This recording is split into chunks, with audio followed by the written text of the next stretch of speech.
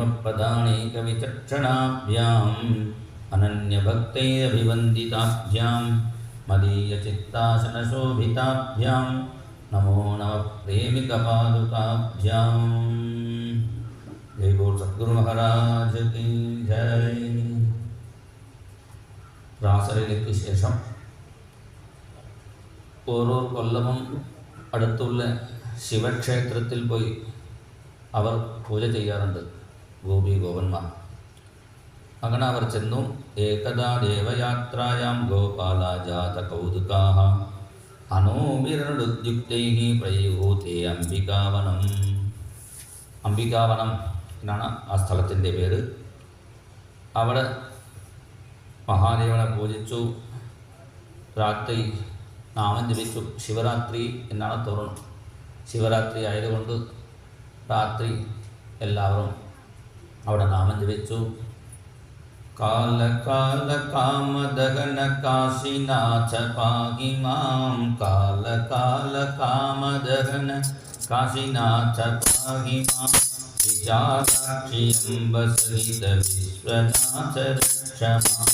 വിചാരാക്ഷി അംബ സഹിത വിശ്വനാഥ രക്ഷ മാം. ചന്ദ്രചൂഡ ചന്ദ്രചൂഡ ചന്ദ്രചൂഡ പാഹി മാം. ചന്ദ്രചൂഡ ചന്ദ്രചൂഡ ചന്ദ്രചൂഡ പാഹി മാം. നീലകണ്ഠ നീലകണ്ഠ നീലകണ്ഠ രക്ഷ മാം. നീലകണ്ഠ നീലകണ്ഠ നീലകണ്ഠ രക്ഷ മാം. ചന്ദ്രചൂഡ പാഹി മാം. നീലകണ്ഠ രക്ഷ മാം. ചന്ദ്രചൂഡ പാഹി മാം. നീലകണ്ഠ രക്ഷ മാം. ചന്ദ്രചൂഡ പാഹി മാം. നീലകണ്ഠ രക്ഷ മാം. ചന്ദ്രചൂഡ പാഹി മാം. നീലകണ്ഠ രക്ഷ മാം. കാല കാല കാമദഹന കാശിനാഥ പാഹി മാം. കാല കാല കാമദഹന കാശിനാഥ പാഹി മാം. വിശാലാക്ഷി അംബ സഹിത വിശ്വനാഥ രക്ഷ മാം. വിശാലാക്ഷി അംബ സഹിത വിശ്വനാഥ രക്ഷ മാം. രാത്രി നാമമൊക്കെ ജപിച്ച് എല്ലാവർക്കുമ്പോൾ നന്ദഗോപൻ കുറച്ച് പ്രായമായതുകൊണ്ട് എന്ത് ചെയ്തു, ഒരു സ്ഥലത്തിലിരുന്ന് കിടന്നു ഉറങ്ങി. അങ്ങനെ ഉറങ്ങുന്ന സമയത്താണ് പെട്ടെന്ന് അവിടെ ഒരു പെരുമ്പാമ്പ് വന്നു നന്ദഗോപനെ വിഴുങ്ങാൻ തുടങ്ങി. അദ്ദേഹത്തിൻ്റെ പകുതി ശരീരം വിഴുങ്ങി. അപ്പോൾ ഈ ഗോപന്മാർക്ക് എന്ത് ചെയ്തു, തീക്കട്ടിയുമായി അവിടെ വന്ന് ആ പാമ്പിനെ തള്ളിക്കൊള്ളാൻ ശ്രമിച്ചു. എന്നിട്ടും അത് വിടുന്നില്ല. അലാതൈർ ദഹ്യമാണോപി നാമുഞ്ചത്തം ഉറംഗമഹ. അപ്പോഴാണ് നന്ദഗോപൻ വിളിച്ചു, ശുചുക്രോശ അഖിനാഗ്രസ്ത കൃഷ്ണ കൃഷ്ണ മഹാനയം സർപ്പോ മാം ഗ്രസതേ താത. കൃഷ്ണ, ഈ പെരുമ്പാമ്പ് എന്നെ വിഴുങ്ങുന്നുണ്ട്, വേഗം എന്നെ രക്ഷിക്കണേ. വിളിച്ചപ്പോൾ ഭഗവാൻ അവിടെ വന്നു. തൻ്റെ കാലുകൊണ്ട് ആ പെരുമ്പാമ്പിനെ ഒന്ന് സ്പർശിച്ചു. അപ്പോൾ എന്തായി, പെട്ടെന്ന് പെരുമ്പാമ്പ് അവിടെ ഇല്ല, ഒരു വിദ്യാധരൻ അവിടെ പ്രത്യക്ഷപ്പെട്ടു. ഭഗവാൻ ചോദിച്ചു, കോഭവാൻ നീ ആരാണ് ചോദിച്ചപ്പോഴാണ് അവൻ പറഞ്ഞു, സുദർശന ധരപ്രഭോ നണു സുദർശനാഖ്യോസ്മ്യഹം. ഞാൻ സുദർശനൻ പേരുള്ള ഒരു വിദ്യാധരനായിരുന്നു. എൻ്റെ പേരിന് യോജിച്ച പ്രകാരം നല്ല സുദർശനായിരുന്നു, നല്ല ഭംഗിയുള്ള രൂപം ഉണ്ടായിരുന്നു. പക്ഷേ ഞാൻ എന്ത് ചെയ്തു, ഋഷീൻ വിരൂപാണ് അങ്കിരസ. അങ്കിരസ മഹർഷി അദ്ദേഹം എപ്പോഴും താടിയും വെച്ച് ഇങ്ങനെ ജടയും വെച്ച് ഭഗവാനെ പൂജിച്ചുകൊണ്ടിരുന്നു. അപ്പോൾ അദ്ദേഹത്തിനോട് പരിഹാസം ചെയ്തു. നല്ല ഷേവ് ചെയ്ത് നല്ല ഭംഗിയായിട്ട് ഇരുന്നുകൂടെ. ഇങ്ങനെ അദ്ദേഹത്തിന് ഒരു പരിഹാസം ചെയ്തപ്പോൾ അദ്ദേഹം, നീ സൗന്ദര്യം ഇല്ലാതെ ഒരു പാമ്പായി ജനിച്ചോളൂ, ബാക്കി പാമ്പുകൾ കുറച്ച് സൗന്ദര്യം ഉണ്ടാകും, ഈ പെരുമ്പാമ്പിനോട് സൗന്ദര്യമില്ല, അങ്ങനെ പെരുമ്പാമ്പായിട്ട് ജനിച്ചോളൂ പറഞ്ഞപ്പോൾ പിന്നെ ഞാൻ നമസ്കാരം ചെയ്ത് പ്രാർത്ഥന ചെയ്തപ്പോൾ അദ്ദേഹം പറഞ്ഞു, ഭഗവാന്റെ പാദസ്പർശം കൊണ്ട് നിനക്ക് ശക്തി കിട്ടും, വീണ്ടും രൂപം തിരിച്ച് കിട്ടും എന്ന് പറഞ്ഞു. അപ്പോൾ അദ്ദേഹത്തിൻ്റെ ശാപം തന്നെ എനിക്ക് അനുഗ്രഹമായി എന്നാണ് അവിടെ പറയുന്നു. പ്രപന്നോസ്മി മഹായോഗിൻ മഹാപുരുഷ സത്പതേ. ശാപോമേ അനുഗ്രഹായവ കൃതസ്ഥൈ കരുണാത്മവിഹി. അവരുടെ ശാപം തന്നെ എനിക്ക് അനുഗ്രഹമായി. ഇതാ കാരണം, നിൻ്റെ പാദസ്പർശം എനിക്ക് കിട്ടിയില്ലേ. നിൻ്റെ നാമം ജപിച്ചവർക്ക് പോലും എല്ലാ പാപങ്ങളും നീങ്ങുന്നു പറഞ്ഞാൽ നേരിട്ട് നിൻ്റെ സ്പർശം കിട്ടിയ എനിക്ക് എൻ്റെ ഭാഗ്യം പറയേണ്ട ആവശ്യമില്ല പറഞ്ഞ് അയാൾ പുറപ്പെട്ടു. പിന്നെ വസന്തകാലം വന്നു. 2 രാസം ഭഗവാൻ ചെയ്തു. ശരത്കാലത്തിൽ വൃശ്ചിക മാസത്തിൽ ഒരു രാസം ചെയ്തു. അതുപോലെ വസന്തമാസത്തിൽ എല്ലാ ക്ഷേത്രങ്ങളിലും വസന്തോത്സവം എന്ന് പൂക്കളൊക്കെ ഇട്ട് പന്നീരൊക്കെ തെളിച്ച് അങ്ങനെ പ്രത്യേക ഉത്സവമൊക്കെ നടത്താൻ പുരാണങ്ങളിൽ പറഞ്ഞിട്ടുണ്ട്, ശാസ്ത്രത്തിൽ. അതുപോലെയാണ് ഇവിടെയും ഭഗവാൻ വസന്തകാലത്തിൽ രാസം ചെയ്യുന്ന സമയത്താണ് അപ്പോൾ കുബേരൻ്റെ ഒരു ദൂതനായ ശംഖചൂടൻ എന്നു പേരുള്ള ആൾ അവിടെ വന്നു. ഭഗവാൻ കുറച്ച് രാസം ചെയ്ത് റെസ്റ്റ് എടുക്കുന്ന സമയത്തിലാണ് അവനൊന്ന് ഗോപികമാരെ പീഡിപ്പിക്കാൻ തുടങ്ങി. ആ സമയത്ത് ബലരാമൻ അവിടെ വന്നു. അപ്പോൾ ബലരാമൻ ശംഖചൂടൻ യുദ്ധത്തിന് പുറപ്പെട്ടപ്പോൾ, ഏട്ടാ നീ പോകണ്ട, ഞാൻ പോയിക്കൊള്ളാം. 2 പേരും ആദ്യം പുറപ്പെട്ടു. കാലമൃത്യു യുവോ ദ്വിജന് എന്നോട് പറയുന്നു. കാലവും മൃത്യുവും ഒരുമിച്ച് വന്നാൽ നമുക്ക് രക്ഷപ്പെടാൻ സാധ്യതയില്ല. മൃത്യു മാത്രം വന്നാൽ കുറച്ച് ഭഗവാന്റെ പാദതീർത്ഥം സേവിച്ചാൽ മതി. അകാല മൃത്യുഭരണം സർവവ്യാധി നിവാരണം. അകാലത്തിൽ മൃത്യു വരുമ്പോൾ ഭഗവാന്റെ തീർത്ഥം സേവിച്ചാൽ അകാലത്തിൽ വരുന്ന മൃത്യു മാറിക്കിട്ടും. കാലത്തോട് മൃത്യു വരുമ്പോൾ നമുക്ക് രക്ഷപ്പെടാൻ വഴിയില്ല. അങ്ങനെ കാലമൃത്യു കൃഷ്ണനും ബലരാമനും ഒരുമിച്ച് വരുമ്പോൾ കാലമൃത്യു യുവോ ദ്വിജന്, കാലവും മൃത്യു വരുന്നത് പോലെ തോന്നി. ഓടി രക്ഷപ്പെടാൻ ശ്രമിച്ചപ്പോഴാണ് ഭഗവാൻ ബലരാമേട്ടനെടുത്ത് സ്വയം ആ ആസനോട് യുദ്ധം ചെയ്ത് അവനെ വധിച്ചു. അവൻ തലയിൽ ഒരു മണി ഉണ്ടായിരുന്നു. സഹ ചൂടാമണിം ബുഹൂം. ആ മണി എടുത്തു വന്നു. നല്ല മണിയായിരുന്നു. പക്ഷേ മണി എടുത്തു വന്നപ്പോൾ ഭഗവാനൊക്കെ സങ്കടമായി. എന്താ കാരണം, അടുത്ത് ഗോപികമാർക്ക് കേൾക്കുന്നുണ്ട്. രാധ, ലളിത, വിശാഖ, ചന്ദ്ര. രാധയുടെ കയ്യിൽ കൊടുത്താൽ ചന്ദ്രക്ക് കുറച്ച് ദേഷ്യം ഉണ്ടാവും. രാധയോടാണ് കൂടുതൽ പ്രേമം. ചന്ദ്രയുടെ കയ്യിൽ കൊടുത്താൽ പിന്നെ വിശാഖയ്ക്ക് ദേഷ്യം ഉണ്ടാവും. അപ്പോൾ കൃഷ്ണൻ മിടുക്കനാണ്. ഇങ്ങനെ സ്ത്രീകൾ 10 പേരിരിക്കുമ്പോൾ ഒരാൾക്ക് മാത്രം കൊടുത്താൽ ഒരു ബുദ്ധിമുട്ടാവും. അതുകൊണ്ട് ചെയ്തു അഗ്രജായ അതതാ ഏട്ടൻ്റെ കയ്യിൽ കൊടുത്തു. ഏട്ടാ നിങ്ങൾക്കാണ് സമ്മാനം. അപ്പോൾ ഏട്ടനൊക്കെ സന്തോഷം. അങ്ങനെ എത്ര സ്ത്രീകൾ പ്രേമികമാർ ഗോപിമാർ അടുത്തുണ്ടെങ്കിലും എൻ്റെ കയ്യിൽ കൊടുത്തല്ലോ എന്ന് ബലരാമന് സന്തോഷം. പിന്നെ ഇത് ഗോപികമാർ സ്വീകരിക്കാറില്ലേ. കൃഷ്ണൻ ചൂടിയ മണി മാല ആണെങ്കിൽ അവർ സ്വീകരിക്കും. ഇത് അസുരൻ്റെ തലയിൽ ഉണ്ടായിരുന്ന മണിയില്ലേ, അതുകൊണ്ട് ഗോപികമാർക്ക് ആവശ്യമില്ലേ. ബലരാമേട്ടന് ആയിക്കോട്ടെ പറഞ്ഞ് ഭഗവാൻ അത് കൊടുത്തു. പിന്നെ ഗോപികമാർ പാടിയ ഗോപിക യുഗളഗീതം വർണ്ണിക്കുന്നു. അതിനുശേഷം അരിഷ്ടൻ പേരുള്ള അസുരൻ കാളയുടെ രൂപം സ്വീകരിച്ച് അവിടെ ഗോപന്മാരെ ബുദ്ധിമുട്ടിപ്പിക്കുമ്പോൾ ഭഗവാൻ അവൻ്റെ കൊമ്പും പിടിച്ച് പ്രതിഗജം യഥാ ആനയുടെ മുന്നിൽ വേറൊരു ആന എങ്ങനെ യുദ്ധത്തിന് പുറപ്പെടുമോ അതുപോലെ പുറപ്പെട്ടു ഭഗവാൻ. അവൻ്റെ കൊമ്പ് പിടിച്ച് ഇങ്ങനെ നിഷ്പീഡയാമാസ യഥാർത്ഥമമ്പരം, ഈരം കൊണ്ട് പിഴിയുന്നത് അവനെ വധിച്ചു. പിന്നെ അരിട്ടാസുരനെ വധിച്ച പാപം മാറാൻ വേണ്ടി അവിടെ ഒരു കുളം ഉണ്ടാക്കി ഭഗവാൻ കുളിച്ചു. എന്നിട്ടും അത് മാറിയിട്ടില്ലേ, ഞാൻ കൂടി ഒരു കുളം ഉണ്ടാക്കാൻ പറഞ്ഞ് രാധാദേവി ഉണ്ടാക്കി. അതുകൊണ്ട് ശ്യാമകുണ്ഡം, രാധാകുണ്ഡം 2 തീർത്ഥകുളം അവിടെ വൃന്ദാവനത്തിൽ ഇപ്പോഴും നമുക്ക് പോയാൽ കാണാം. അതിനുശേഷം നാരദൻ കംസൻ്റെ അടുത്ത് വന്ന് പറഞ്ഞു, കംസ നീ പേപ്പർ നോക്കാറില്ലേ? എല്ലാ ന്യൂസ് പേപ്പറിലും വന്നിട്ടുണ്ടല്ലോ, ആദ്യത്തെ പേജിൽ 7 വയസ്സ് ഉണ്ണി 7 ദിവസം മല ഉയർത്തി പിടിച്ചു. അങ്ങനെ കണ്ടില്ലേ? ആ ഉണ്ണി ആരാണ് അന്വേഷിക്കേണ്ടേ?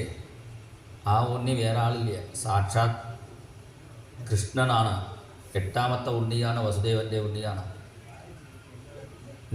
നീ അറിയാത്ത രീതിയിൽ വസുദേവൻ അവിടെ ഉണ്ടാക്കിയതാണ്. നിൻ്റെ കയ്യിൽ കൊടുത്ത് അവിടുത്തെ ജനിച്ച പെൺകുട്ടിയാണ് എൻ്റെ കയ്യിൽ ഏൽപ്പിച്ചു. ഇത് പറഞ്ഞപ്പോൾ കംസൻ ഇപ്പോൾ തന്നെ ഞാൻ വസുദേവനെ തള്ളിക്കൊള്ളാം എന്ന് തീരുമാനിച്ച് പുറപ്പെട്ടപ്പോൾ, അങ്ങനെ ചെയ്യേണ്ട, നീ എന്ത് ചെയ്യണം, ആ കൃഷ്ണനെയും ബലരാമനെ ഇങ്ങോട്ട് വിളിച്ച് അവനെ വധിച്ചോളൂ എന്ന് പറഞ്ഞു. ഇത് പറഞ്ഞ ശേഷം കൃഷ്ണൻ ഇങ്ങോട്ട് വിളിക്കണമെങ്കിൽ ആരെ പറഞ്ഞു വിടണമോ ആലോചിച്ചു. ഓരോരോ അസുരന്മാരെയും പറഞ്ഞു വിട്ടു. അസുരന്മാർക്ക് വൃന്ദാവനം വരെ ചെല്ലുന്നു, പിന്നെ വീണ്ടും വരുന്നില്ലേ. ഭഗവാനെ വിളിച്ചു കൊണ്ടുവരണമെങ്കിൽ ഒരു ഭാഗവതരെ പറഞ്ഞു വിട്ടാലേ വരുള്ളൂ. അപ്പോൾ നമ്മുടെ നാട്ടിൽ നാമം ജപിക്കുന്ന ആരെങ്കിലും ഉണ്ടോ എന്ന് അന്വേഷിച്ചപ്പോഴാണ് അടുത്തുള്ള മന്ത്രിമാർ പറഞ്ഞു, നമ്മുടെ ധനാധികാരി ഫൈനാൻസ് മിനിസ്റ്ററാണ് അക്രൂരൻ. കാരണം ഫൈനാൻസ് മിനിസ്റ്റർ അക്രൂരനെ ആക്കി ഭഗവാൻ. അദ്ദേഹം എപ്പോഴും നാമം ജപിക്കും.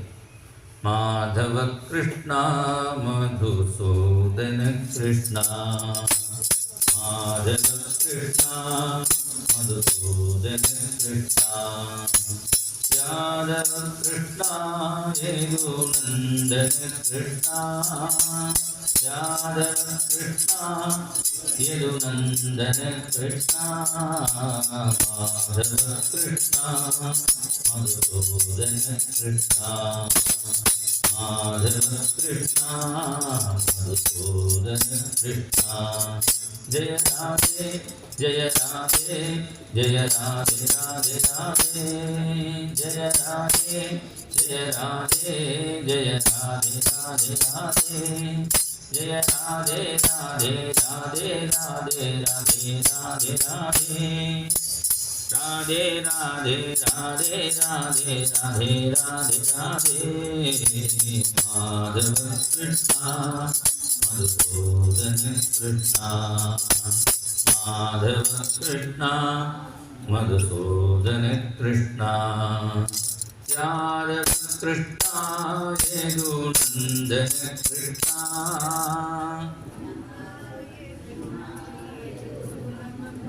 കൃഷ്ണ മാധവ കൃഷ്ണ മധുസൂദന കൃഷ്ണ, മാധവ കൃഷ്ണ മധുസൂദന കൃഷ്ണ, മനമോഹന കൃഷ്ണ മനമോഹന കൃഷ്ണ. അക്രൂരൻ എപ്പോഴും നാമം ജപിച്ചുകൊണ്ടിരിക്കുന്നു. അദ്ദേഹത്തിനെ പറഞ്ഞു വിട്ടാൽ കൃഷ്ണൻ വന്നോളും. മന്ത്രിമാർ പറഞ്ഞപ്പോൾ അക്രൂരനെ വിളിച്ച് പറഞ്ഞു, ഞാനിവിടെ ധനുർയാഗം ഏർപ്പാട് ചെയ്യാൻ തീരുമാനിച്ചിരിക്കുന്നു. അത് നോക്കാൻ വേണ്ടി രാമകൃഷ്ണന്മാരവിടെ വിളിച്ചു കൊണ്ടുവരണം. ഞാൻ പുറത്താണ് ധനുർയാഗം ഏർപ്പാട് ചെയ്തിരിക്കുന്നു. ഇവിടെ വരുമ്പോൾ ആണയെ കൊണ്ട് കൃഷ്ണനെ ചവിട്ടിപ്പിക്കണം, അവനെ വധം ചെയ്യണം. പിന്നെ അതിൽ നിന്നും രക്ഷപ്പെട്ട മല്ലയുദ്ധം അതിൻ്റെ അംഗമായിട്ടുണ്ട്, ധനുര്യാഗത്തിൻ്റെ അംഗമായി. അതിൽ മല്ലർ മൂലം ആ മല്ലറൊക്കെ മല്ലയുദ്ധത്തിൽ ശരിക്ക് യുദ്ധം ചെയ്യേണ്ടതാണ്.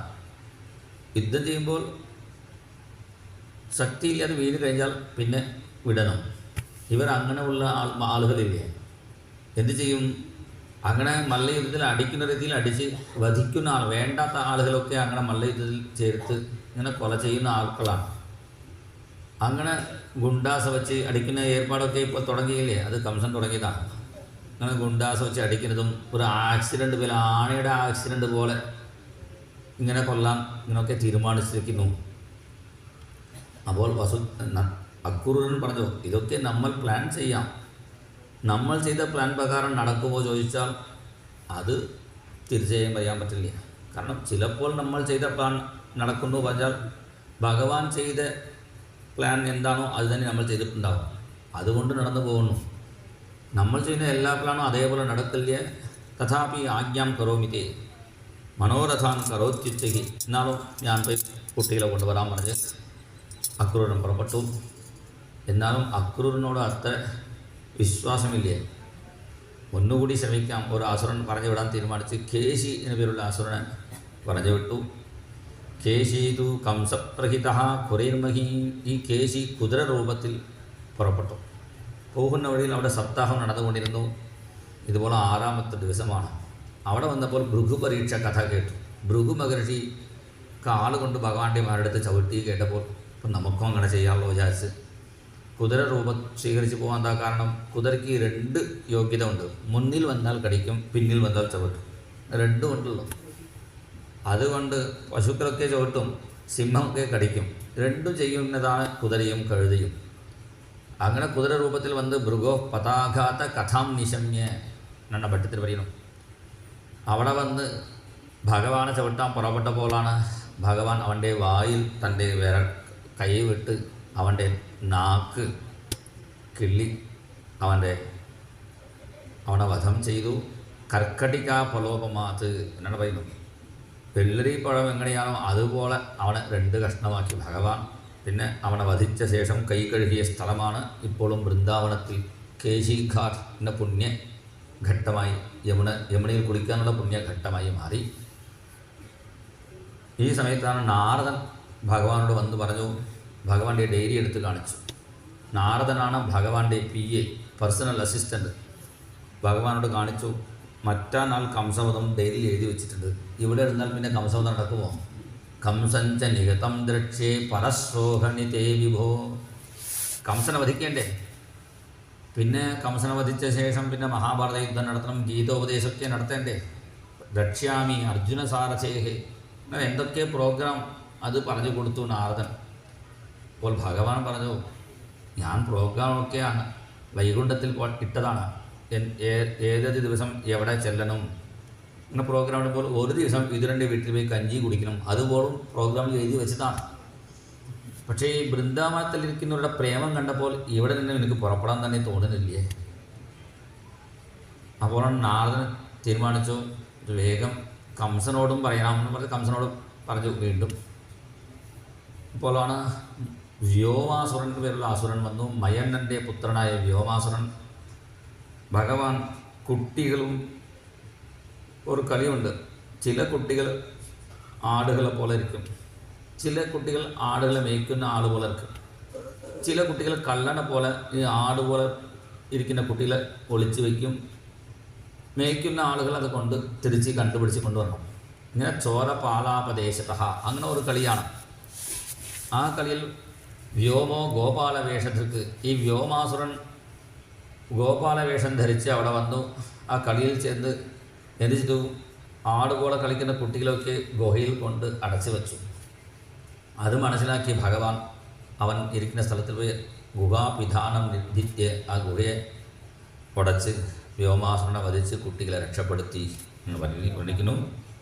ഞാൻ അക്രൂരനക്ക് അടുത്ത ദിവസം വൃന്ദാവനം പോകണം ആഗ്രഹത്തിൽ. രാത്രി ഉറക്കം തന്നെ വന്നിട്ടില്ല. അക്രൂരോപി ചാം രാത്രി മധുപുര്യാം മഹാമതി ഉഷിത്വാ രഥമാസ്ഥായ പ്രയയൗ നന്ദഗോകുലം. വൃന്ദാവനം പോകുന്നത് അത്ര എളുപ്പമല്ലേ? വൃന്ദാവനം പോവാം, പക്ഷേ വൃന്ദാവനത്തിൽ പോയി ഭഗവാനെ കാണുന്നതും ഭഗവാന്റെ കാരുണ്യം ഉണ്ടെങ്കിലേ കാണാൻ പറ്റുള്ളൂ.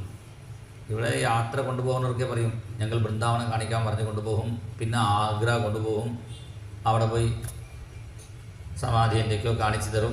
പിന്നെ കൃഷ്ണൻ്റെ ജന്മസ്ഥാനം വന്നപ്പോൾ രാത്രിയായി, ഇനി വൃന്ദാവനത്തിൽ കാണാനുണ്ടില്ലേ, ജന്മസ്ഥാനം മാത്രം കണ്ടോളൂ എന്ന് വണ്ടിയിൽ തിരികെ കയറ്റി വിടും. മഥുര വരെ എത്താൻ സാധിക്കും. വൃന്ദാവനത്തിൽ എത്തണമെങ്കിൽ ഭഗവാന്റെ കാരുണ്യം വേണം. അതിനുവേണ്ടിയാണ് 10 കൊല്ലം കാത്തിരുന്നു ആരാ?